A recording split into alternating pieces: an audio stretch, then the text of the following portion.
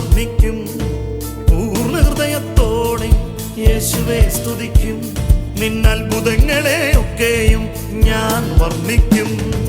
നിന്നിൽ സന്തോഷിച്ചേ ഉല്ലാസിക്കും. നിന്റെ നാമത്തെ ഞാൻ കീർത്തിച്ചിടും. നിന്നിൽ സന്തോഷിച്ചേ ഉല്ലാസിക്കും. നിന്റെ നാമത്തെ ഞാൻ കീർത്തിച്ചിടും. അത്യുന്നതനായുള്ളോവേ, സിയോനിൽ വസിക്കുന്നോരെ, രാജാതിരാജാവായോനെ, നിൻ നാമം വാഴ്ത്തപ്പെടട്ടെ. അത്യുന്നതനായുള്ളോവേ, സിയോനിൽ വസിക്കുന്നോരെ, രാജാതിരാജാവായോനെ, നിൻ നാമം വാഴ്ത്തപ്പെടട്ടെ. കർത്താവിൻ്റെ വന്യനാമം മഹത്വപ്പെടുമാറാകട്ടെ. അനുഗ്രഹിക്കപ്പെട്ട ഈ ഒരു ദിവസം കൂടെ കർത്താവ് നമുക്ക് തന്നതോർത്ത് നമുക്ക് ദൈവത്തെ സ്തുതിക്കാം. ഇന്ന് നമ്മൾ കേൾക്കാൻ പോകുന്ന ദൈവവചനം കഴിഞ്ഞ ദിവസം കേട്ടതിൻ്റെ തുടർച്ചയായ ഭാഗമാണ്. ക്രിസ്തുവിലായിരിക്കുന്ന ഒരു വ്യക്തി വ്യത്യസ്തമായ ഒരു ആത്മീയ തലത്തിലാണ് ആയിരിക്കുന്നത്. ഒരു ആത്മീയ സർക്കിളിനകത്താണ് ആയിരിക്കുന്നത്. ആ സർക്കിളിനകത്തായിരിക്കുന്ന അല്ലെങ്കിൽ ദൈവരാജ്യത്തിനകത്തായിരിക്കുന്ന ആ വ്യക്തിയെക്കുറിച്ചിട്ടുള്ള ദൈവത്തിൻ്റെ ഉദ്ദേശം എന്താണ്, ആ വ്യക്തിക്കുള്ള പ്രത്യേകത എന്താണ്, എന്ത് ആത്മീയ അനുഭവമാണ് അവിടെ ഉണ്ടാകുന്നത്, ഇതിനെക്കുറിച്ചിട്ടാണ് നമ്മൾ കേൾക്കാൻ പോകുന്നത്. നമുക്ക് മെസ്സേജിലേക്ക് പോകാം. ശ്രദ്ധയോടെ കേട്ടാട്ടെ.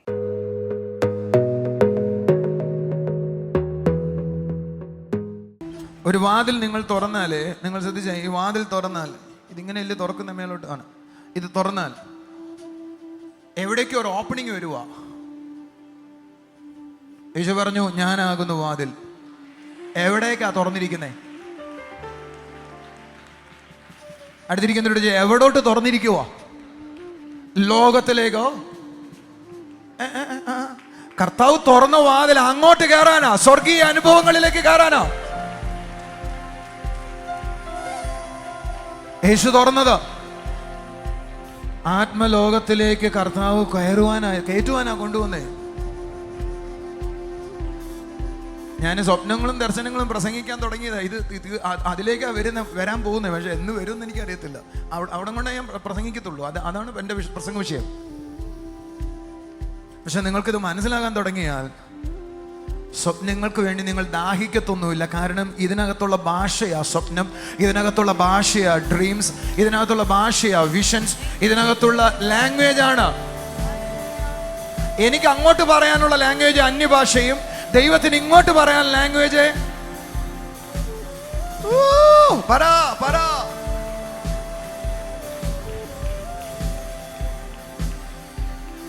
എല്ലാവരും എൻ്റെ കൂടെ ഒന്ന് പറഞ്ഞേ. എല്ലാവരും എന്നോട് കൂടെ ഒന്ന് ആക്ഷൻ കാണിച്ചേ. ഞാൻ എവിടേക്ക് കയറുക? വാതിലിലൂടെ അകത്തേക്ക് കയറുക. ഇനി ഞാൻ നശിക്കത്തില്ല. പറ, ഞാൻ രക്ഷപ്പെടുകയാ. ആരിൽ നിന്ന് രക്ഷപ്പെടുകയാ? പിശാചിന്റെ ലോകത്തിൽ നിന്ന് രക്ഷപ്പെടുകയാ. ഇരുട്ടിന്റെ അധികാരത്തിൽ നിന്ന് രക്ഷപ്പെടുകയാ. പിശാചിന്റെ പിടിയിൽ നിന്ന് രക്ഷപ്പെടുകയാ.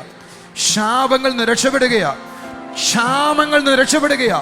ദാരിദ്ര്യത്തിൽ നിന്ന് രക്ഷപ്പെടുകയാ. രോഗത്തിൽ നിന്ന് രക്ഷപ്പെടുകയാ. സകലത്തിൽ നിന്ന് ഞാൻ രക്ഷപ്പെടുകയാ.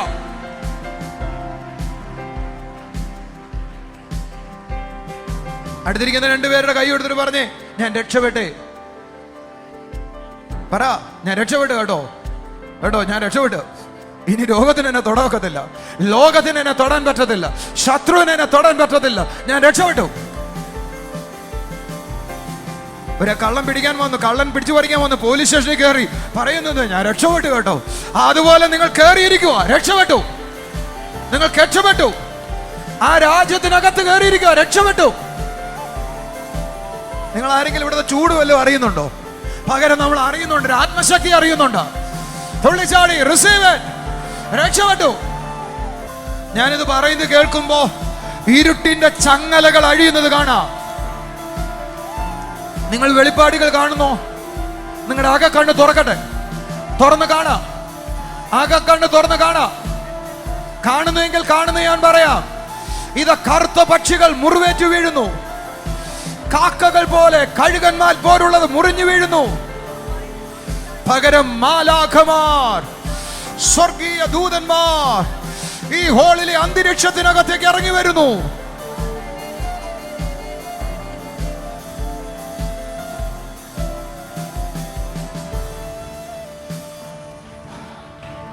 എന്ന് പറഞ്ഞ് ഞാൻ അകത്തേക്ക് കയറി. ഇപ്പൊ എനിക്ക് എന്ത് സംഭവിച്ചു?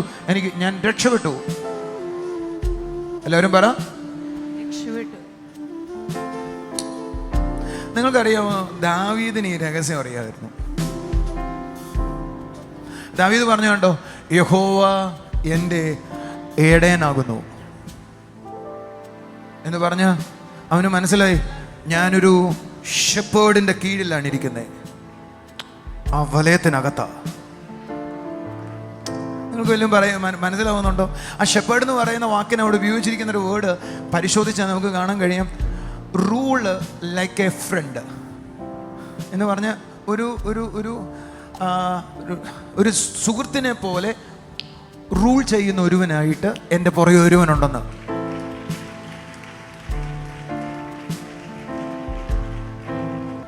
അതുകൊണ്ട് എനിക്ക് എന്തുണ്ടാകത്തില്ലെന്ന്, മുട്ടുണ്ടാകത്തില്ലെന്ന് പുള്ളിക്ക് മനസ്സിലായി. ഈ രാജ്യത്തിനകത്താ ഞാൻ, കാട്ടി താമസിച്ചാലും ഗുഹയ്ക്കകത്ത് കഴിഞ്ഞാലും മരുഭൂമിയിൽ ഓടിയാലും, നിങ്ങൾ ഏമയും പറയാത്ത എന്താ, രാജകൊട്ടാരത്തിലായിരുന്നാലും ഞാൻ ഒരേപോലെ വസിക്കുമെന്ന. ഞാൻ ഈ ഏപ്രിൽ മാസത്തെ ദൂത് പറയട്ടെ.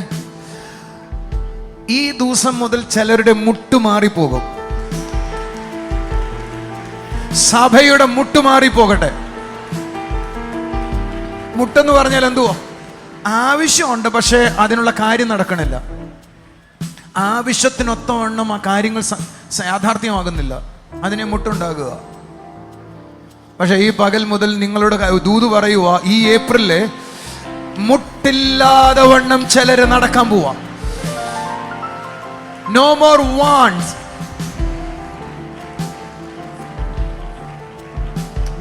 ആരെങ്കിലും എൻ്റെ കൂടെ ഉണ്ടോ? ഒരു ഹല്ലേലൂയ പറ. ഞാൻ ഇങ്ങനെ പറയാൻ ആഗ്രഹിക്കുക, മുട്ടുകൊണ്ടുവരുന്ന, മുട്ടുണ്ടാക്കുന്ന ആ മുഖം ചിലരെ മുറിഞ്ഞു പോകട്ടെ. ആവശ്യം ഉണ്ടാക്കുന്ന മുഖം മുറിയട്ടെ. മുട്ടുണ്ടാകുന്ന മുഖം മുറിയട്ടെ.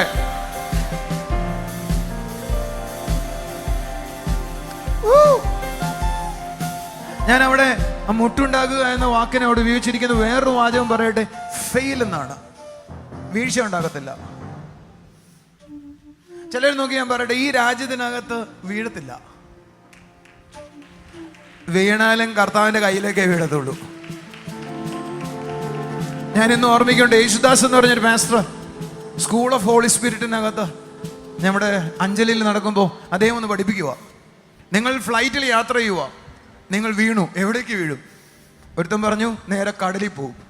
ഒരുത്തൻ പറഞ്ഞു 100 ഉത്തരം പറഞ്ഞു, ആരും ശരി ഉത്തരം പറഞ്ഞില്ല. അദ്ദേഹം പറഞ്ഞു നീ ഫ്ലൈറ്റ് വീണ ഫ്ലൈറ്റിനകത്തല്ലേ വീഴത്തുള്ളൂ, താഴോട്ട് എങ്ങനെയാ പോന്നെ? അപ്പോഴാ സുബോധം വന്നേ.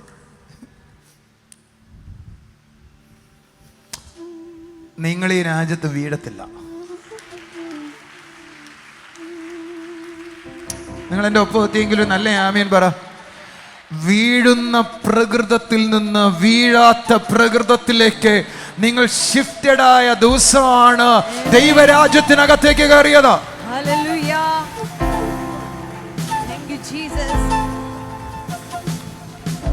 രണ്ട് മൂന്ന് പേര് വീതം വളയം നിന്ന്, മൂന്ന് പേര് വീതം വളയം നിന്ന്, അടുത്തൊരു 3 പേരും കൂടെ വളയം നിന്ന്. ഇങ്ങോട്ട് നീങ്ങിക്കേ. നോക്ക, ഇത് ദൈവരാജ്യം, ഇത് ഇരുട്ടിന്റെ രാജ്യം. ഞാനിങ്ങനെ പറയാം, ഇത് തായ്ലൻഡ്, ഇത് നമ്മുടെ ചർച്ച്. ഇത്രയും പറഞ്ഞിട്ട് മനസ്സിലായില്ലേ? ഇത് കൂടുതൽ എങ്ങനെയാ പറയുന്നേ? ഇത് കോവളം ബീച്ച്. അത്രയും മനസ്സിലായി. ഇത് നമ്മുടെ സഭ. അങ്ങനെയൊക്കെ പറഞ്ഞാൽ മനസ്സിലാവും.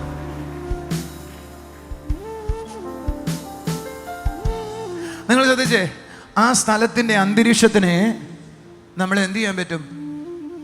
അർദ്ധനഗ്നയായിട്ടൊരാൾ വന്ന് അയാളിലേക്ക് നമ്മൾ അറിയാതെ നോക്കാൻ തോന്നാം. നമ്മുടെ ഉള്ളിലേക്ക് ചില ഇൻസ്പിറേഷൻസ് വരാം. നമ്മൾ സാധാരണ മനുഷ്യരാണ്, അല്ലാത്ത ആരും ഇവിടെ ഇല്ല. അങ്ങനെ ആരെങ്കിലും ഉണ്ടെങ്കിൽ എന്നെ വൈകിട്ട് മീറ്റിംഗ് കഴിഞ്ഞ് ഒന്ന് കാണണേ, ആ വ്യക്തി ഒന്ന് കണ്ട് പരിചയപ്പെട്ടിരിക്കാനേ, വികാരമില്ലാത്ത ആളെ ഒന്ന് കാണാൻ വേണ്ടിയിട്ട്. എല്ലാവർക്കും അങ്ങനെ ഉണ്ട്, ഭൂമിയിൽ എല്ലാ വിശുദ്ധന്മാർക്കും ഉണ്ട്.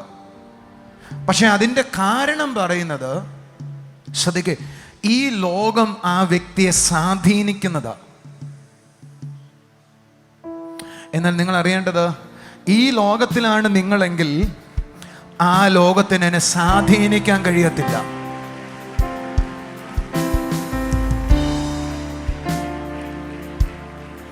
വല്ലതും മനസ്സിലാകുന്നോ?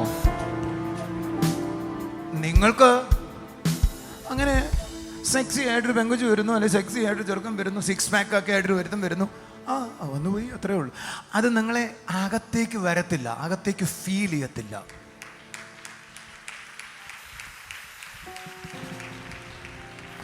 നമ്മളെ അസ്വസ്ഥതപ്പെടുത്തത്തില്ല. കാരണം അതിങ്ങോട്ട് വന്ന് തട്ടി അങ്ങ് സ്ലിപ്പാകും. കാരണം you are in another kingdom. നിങ്ങൾ എപ്പോഴെങ്കിലും അങ്ങനെ ഒരു കാഴ്ച കണ്ട് നിങ്ങളുടെ ഉള്ളിൽ സ്വാധീനം വരുന്നു എന്ന് തോന്നിയാൽ പറയണം, I am in his kingdom. ഞാൻ അവൻ്റെ രാജ്യത്തിനകത്താണ്, ഞാൻ ആ സൂപ്പർ നാച്ചുറൽ കിങ്ഡത്തിനകത്താണ്, ഞാൻ അവൻ്റെ രാജ്യത്തിനകത്താണ്. നിങ്ങൾ പറയാൻ തുടങ്ങുമ്പോഴേ പ്രൊട്ടക്ഷൻ വെളിപ്പെടാൻ തുടങ്ങും, ഏഞ്ചൽസ് അപ്പിയർ ആകാൻ തുടങ്ങും. സകല പൈശാചിക മണ്ഡലങ്ങളും പൊട്ടട്ടെ. എന്റെ കൂടെയുള്ളവർ കൈ അടിച്ച് കർത്താവിനെ സ്തുതിച്ചോ.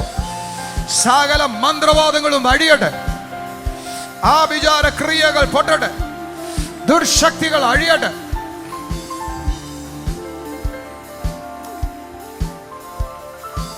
ഒരു കടിയും കൂടെ കയറി പറയോ, ഒരു കടിയും കൂടെ കയറി പറയുവോ? നിങ്ങൾക്കൊരു വിധത്തിൽ നിങ്ങൾ ഫെയിൽ ആകത്തില്ല. ഈ മാസത്തെ ദൂത് നിങ്ങൾക്ക് മുട്ട് ഇന്നു മുതൽ ഉണ്ടാകത്തില്ല. സൂപ്പർ നാച്ചുറൽ പ്രൊവിഷൻസ് ഉണ്ടാകും. ഈ മാസത്തെ അടുത്ത ദൂത്, ഈ ദിവസം മുതൽ ഫെയിലിയർ എന്താന്ന് നിങ്ങൾ അറിയത്തില്ല. No more failure. പറ, നോ മോർ ഫെയിലിയർ. ശബ്ദം ഉയർത്ത, no more failure, no more failure. അടുത്ത്, പച്ചപ്പുള്ളെടുത്ത് ഞാൻ കിടക്കുന്നു. പച്ചപ്പുള്ളെടുത്ത് ഞാൻ കിടക്കും. പറ, സമൃദ്ധി ഞാൻ കിടന്നുറങ്ങും. സമൃദ്ധി ഞാൻ ജീവിക്കുകയല്ല, സമൃദ്ധി കിടന്നുറങ്ങും ഞാൻ. സമൃദ്ധി കിടക്കും ഞാൻ, സമൃദ്ധി കിടക്കും ഞാൻ, സമൃദ്ധി കിടക്കും ഞാൻ. ഈ മാസം മുതൽ ഞാൻ സമൃദ്ധി കിടക്കുന്ന മാസമോ, സമൃദ്ധിയിൽ കിടക്കും. പറ പറ പറ. നിങ്ങളോടുള്ള ദൂതാ ഞാൻ പറയുന്നേ. എങ്ങനെയെങ്കിലും ജീവിക്കുകയല്ല, സമൃദ്ധിയിൽ കിടക്കും, സമൃദ്ധിയിൽ കിടക്കും, സമൃദ്ധിയിൽ കിടക്കും, സമൃദ്ധിയിൽ കിടക്കും. സമൃദ്ധി മാത്രമല്ല ദാവീദ് പറഞ്ഞത്, ഈ രാജ്യത്തിനകത്ത് സ്വസ്ഥതയുണ്ട്. സ്വസ്ഥതയുള്ള വെള്ളം. സ്വസ്ഥതയിൽ ഞാൻ ജീവിക്കും. Come on, say, സ്വസ്ഥതയിൽ ഞാൻ ജീവിക്കും, സ്വസ്ഥതയിൽ ഞാൻ ജീവിക്കും, സ്വസ്ഥതയിൽ ഞാൻ ജീവിക്കും. എന്റെ പ്രാണൻ, പറ, എന്റെ പ്രാണൻ തണുപ്പിക്കപ്പെടും. ഓ ഹല്ലേലൂയ. എന്റെ മനസ്സെപ്പോഴും സന്തോഷിച്ചുകൊണ്ടിരിക്കും. സന്തോഷമുള്ള കാര്യങ്ങൾ മാത്രം എനിക്ക് സംഭവിക്കും. നന്മ വരും, നന്മ വരും. എന്റെ പ്രാണൻ തണുത്തോ, എന്റെ പ്രാണൻ തണുത്തിരിക്കും.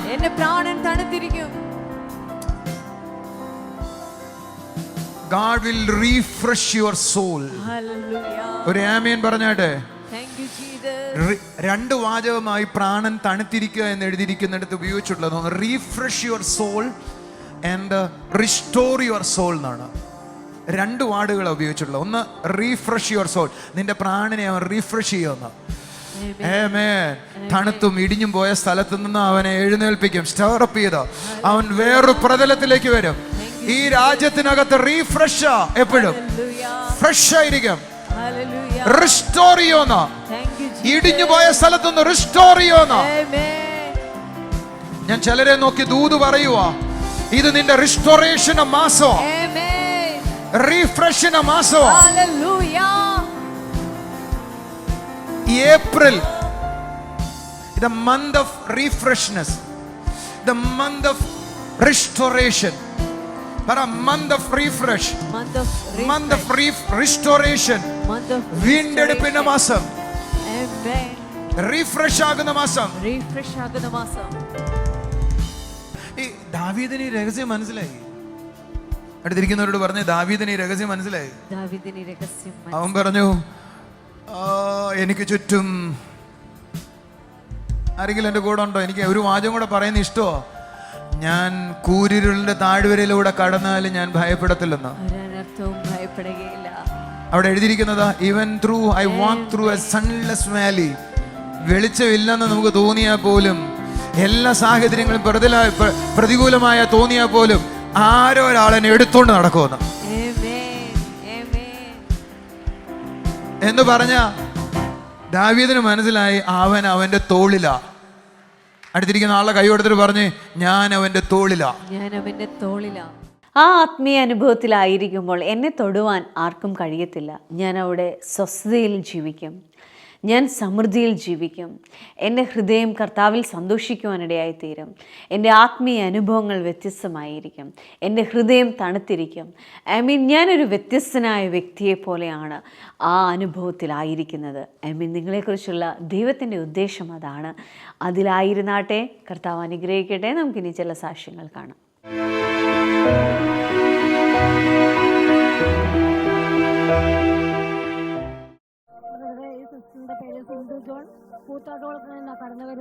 സിന്ധു ജോൺ വരുന്നത് കൂത്താട്ടുകുളത്ത് നിന്നാണ്. നൽകിയ 2 അത്ഭുത സാക്ഷ്യങ്ങളുമായാണ് സിസ്റ്റർ നമ്മുടെ മുന്നിലായിരിക്കുന്നത്. ഒന്ന്, ഈ സിസ്റ്ററുടെ മകൾക്ക് കഴിഞ്ഞിട്ട് 5 മാസമായി വീട്ടിലിരിക്കുകയായിരുന്നു. ജോലിയൊന്നും ശരിയായില്ല. എന്നാൽ നമ്മുടെ ജീസസ് ടൈമിൽ വിളിച്ച് പ്രാർത്ഥിച്ചതിന്റെ ഫലമായി ഒരു ഇന്റർവ്യൂവിൽ പങ്കെടുത്തു. അന്ന് തന്നെ അവർ ജോയിൻ ചെയ്യാൻ പറഞ്ഞു. ഈ 20-ാം തീയതി മുതൽ ജോയിൻ ചെയ്യാൻ പോവുകയാണ്. ജോലിയായി ഇയാൾക്കാണോ? അതുപോലെ തന്നെ തന്റെ ഹസ്ബൻഡിന് കിട്ടിയ ഒരു അത്ഭുത സാക്ഷ്യമാണ് പറയാനുള്ളത്. രാത്രി ഉറങ്ങുമ്പോൾ പാമ്പ് ഇഴയുന്നത് പോലെ തോന്നി, കാലിലും ശരീരത്തിലും ഇഴയുന്നത് പോലെ തോന്നി. പെട്ടെന്ന് ഞെട്ടി ഉണർന്ന് നോക്കിയപ്പോൾ ഒന്നും കണ്ടില്ല.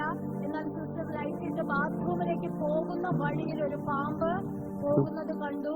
അതിനെ തല്ലിക്കൊന്നു.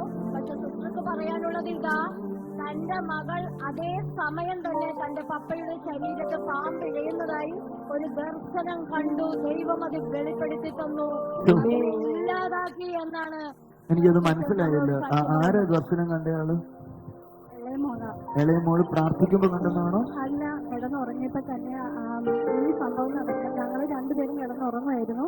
ഉറങ്ങിയപ്പോ ആദ്യം എന്റെ മേത്ത് എന്തോ തണുപ്പ് പോലെ തോന്നി. അപ്പൊ ഞാൻ നോക്കിയിട്ട് എണീറ്റ് നോക്കിയപ്പോ ഒന്നും കണ്ടില്ല. പക്ഷെ ആ സമയം തന്നെ ഹസ്ബൻഡിന്റെ കാലിൽ എന്തോ എഴുന്നൂന്ന് തോന്നി. ഹസ്ബൻഡ് കാലും കൊണ്ട് തട്ടി കഴിഞ്ഞപ്പോ എണീറ്റ് നോക്കിയപ്പോ എന്നോട് പറഞ്ഞു, എന്തോ നേരത്തെ എന്തോ എഴുന്ന പോലെ തോന്നി എന്ന് പറഞ്ഞു. അപ്പൊ അവിടെ എല്ലാം നോക്കി കഴിഞ്ഞപ്പോ ബെഡയിലൊന്നും കണ്ടില്ല. അപ്പൊ ഞാൻ വിചാരിച്ചു എന്നാ എണീറ്റിപ്പോ ബാത്റൂമിൽ പോയിട്ട് കിടക്കാമെന്ന് വിചാരിച്ചു. ഞാൻ കട്ടിലേന്ന് കാലെടുത്ത് നിലത്തേട്ട് വെച്ച് കഴിഞ്ഞപ്പോ പാമ്പ് എഴഞ്ഞു പോണതാ കണ്ടതാ. അപ്പൊ ഞങ്ങള് പെട്ടെന്ന് ഒരാളുടെ വേട്ടോടെ കഴിഞ്ഞ് മറ്റൊരാളെ കാലിൽ കയറി കാല് കുടഞ്ഞു. എന്നിട്ട് ഒരു കാര്യം നടന്നില്ല. കർത്താവ് കരുതിയതിന് എത്ര നന്ദി പറയാൻ പറ്റൂലേ? ആ സമയത്താണ് മോളും സ്വപ്നം കാണുന്നത്. മോള് എന്നോട് രാവിലെ പറഞ്ഞു, അമ്മ ഞാനിങ്ങനെ രാത്രിയില്. ആരാ സ്വപ്നം കണ്ട? ഇയാളോ? മോളെന്താ സ്വപ്നം കണ്ടേ? പറഞ്ഞു. അച്ഛന്റെ കാലത്ത് ഒരു കറുത്ത പാമ്പ് കയറാനാണ്. കർത്താവ് എന്ന് കൈയടിച്ച് കർത്താവിനെ സ്തുതിച്ചേ. ചില ആളുകൾ ഈ രാത്രി പാമ്പ് അച്ഛന്റെ കാലിൽ കൂടെ കയറുന്ന കണ്ടു കഴിഞ്ഞാൽ പിന്നെ ഒരു 6 മാസത്തേക്ക് ഒരു ഉറങ്ങില്ല. കാരണം പാമ്പ് കയറുന്നുള്ള തലയിൽ കൂടെ ചിന്തയാണ്. പിശാചിന്റെ പദ്ധതികൾ എന്തെങ്കിലും ഉണ്ടെങ്കിൽ അത് സ്വർഗം കാണിക്കുന്നതാ സ്വപ്നം എന്ന് പറയുന്നത്. എന്നോട് പറയാം, പിശാചിന്റെ പദ്ധതികൾ എന്തെങ്കിലും നമുക്കെതിരെ ഉണ്ടെങ്കിൽ അത് നേരത്തെ നമുക്ക് കാണിച്ചു തരുന്നത് ആ സ്വപ്നം എന്ന് പറയുന്നത്. അതുകൊണ്ട് ഞാൻ പറയട്ടെ, ആ കണ്ട കാര്യം പിന്നെ നടക്കത്തില്ല. നിങ്ങളെന്താ കൈയടിക്കാതെ? പാമ്പ് കയറുന്നതാണോ കണ്ടേ പിന്നീട് ആ കാര്യം നടക്കത്തില്ല. പാമ്പ് കടിക്കാൻ വരുന്നതാണോ കണ്ടേ പിന്നീട് അത് നടക്കത്തില്ല. കൈയടിക്കാത്ത ആക്സിഡന്റ് ആണോ കണ്ടേ പിന്നീട് അത് നടക്കത്തില്ല. നിങ്ങളെന്നെ ആമീൻ പറയാതെ. കാരണം മുൻകൂർ കർത്താവ് കാണിച്ചു തരുക, ഇങ്ങനൊരു കാര്യം വരുന്നു, ഞാൻ അതിനെ പ്രൊട്ടക്ട് ചെയ്യുക. നിങ്ങളെന്താ കൈയടിക്കാതെ? പിശാചിന്റെ പദ്ധതിയെ ദൈവം വെളിപ്പെടുത്തിയാൽ അത് സംഭവിക്കാനല്ല പോകുന്നത്, അത് സംഭവിക്കാതിരിക്കാനാ പോകുന്നത്. സിസ്റ്ററുടെ പേര് അനീഷ, വൈപ്പിനിൽ നിന്നും വരുന്നു. ഓക്കെ. ഈ സിസ്റ്റർക്ക് 2017 ടൗൺ ഹാൾ വന്ന് പ്രാർത്ഥിച്ചപ്പോൾ മൂത്തൊരു പെൺകുട്ടിയുണ്ട്. 2017 നടന്ന കാര്യമോ പറഞ്ഞിട്ട്? രണ്ടാമത് ഒരു ആൺകുട്ടിക്ക് വേണ്ടി ഇവർ പ്രാർത്ഥിച്ചിരുന്നു. ആദ്യത്തെ കുട്ടിയുടെ പ്രസവ സമയത്ത് കോംപ്ലിക്കേഷൻ ആയപ്പോ ഇവർക്ക് തന്നെ പേടിയായിരുന്നു. രണ്ടാമത്തെ കുഞ്ഞുണ്ടായാൽ പ്രയാസമായിരുന്നു ചിന്തിച്ചിരുന്നു. 2017 ഇവർക്ക് ബ്രദർ പറഞ്ഞതനുസരിച്ച് അനുഗ്രഹിക്കപ്പെട്ട ഒരു ആൺകുഞ്ഞിനെ ലഭിച്ചു. 2017 ഇന്നാണോ പിന്നെ വരുന്നേ? ഒന്ന് കൈയടിച്ച് കർത്താവിനെ സ്തുതിച്ചേ. 2017 പ്രാർത്ഥിച്ചതാണ് ഒരു ആൺകൊച്ചിന് വേണ്ടി. കയ്യിലൊരു കൊച്ചുണ്ട്. ഇതിനെത്ര വയസ്സായി?